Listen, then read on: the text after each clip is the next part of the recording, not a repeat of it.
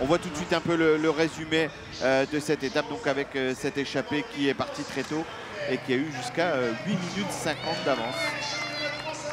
Ouais, je pense que l'équipe Europcar, ils ont bien fait de ne pas rouler les derniers 50 km parce qu'il n'y avait personne de dangereux dans l'échappée. Donc le premier, c'était Alexis, je pense, il était à 11 minutes 19.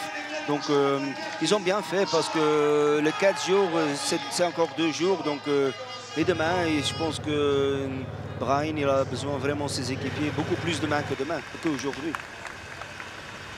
Ces trois échappés qui ont tout fait pour que le peloton ne revienne pas sur eux, et ça a été payant, ça a été efficace, avec donc dans l'ordre d'apparition à l'image le Colombien Ramirez, le Français, le Rouennais Alexis Gougeard et le Marseillais Anto Marchi. Bon, Anto Marchi ne gagne pas l'étape, mais il va se réjouir avec ce maillot. Ouais, il a quand même le maillot, donc ouais, chapeau pour tout ce qu'il a fait hier, toute la journée dans l'échappée. Aujourd'hui, la même chose, donc quand même, ouais, il mérite vraiment ce maillot à points. Et on revit les derniers moments de cette étape avec la dernière entrée sur le circuit de Saint-Omer, avec les différentes tentatives, notamment celle d'Alexis Gougeard. On est ici près de la forêt de Clermarais et c'est l'une de ses premières tentatives. Mais la dernière sera la bonne quand on rentrera non pas dans Clermarais mais dans Saint-Omer. Et bien le Rouennais se montrera le plus fort. Et après une belle 4e place à l'Étoile de Bessèges, après la victoire dans le Grand Prix de la Loire-Atlantique, eh bien il va s'adjuger une belle victoire, celle des 4 jours de Dunkerque.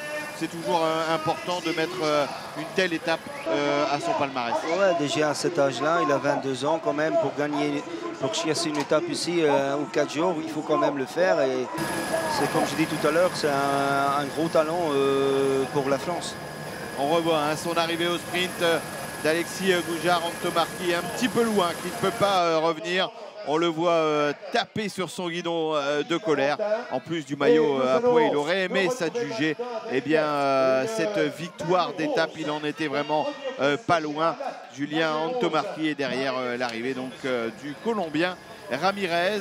On voit le classement général. Donc Brian Cocard en tête avec 12 secondes d'avance sur Tuns, 18 sur Utarovic, 39 sur Konovalovas, 40 sur Turo. Ça nous promet demain une très belle étape entre la base de loisirs Eolis, Flandre-Lys et Cassel.